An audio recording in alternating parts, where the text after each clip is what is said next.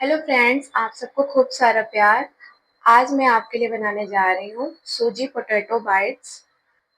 अगर आपको ये रेसिपी अच्छी लगे फ्रेंड्स तो please like share and subscribe ज़रूर करना। तो हम स्टार्ट करते हैं। पहले हम पैन रखेंगे, उसको ऑन करेंगे, आँच को तेज रखना है। सबसे पहले हम इसमें 1 कप पानी डालेंगे। 1 कप।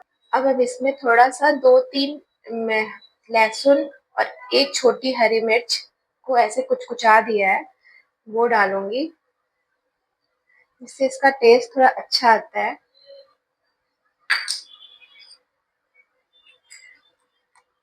हरा धनिया डालूंगी।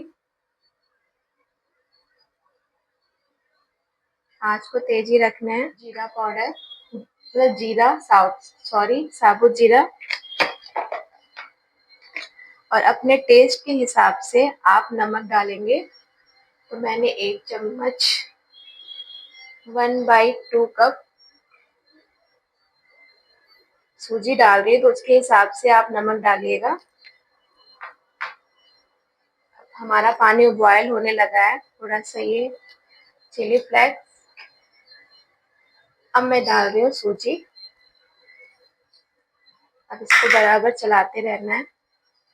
हल्का सा आँच को हल्का सा मीडियम करना है।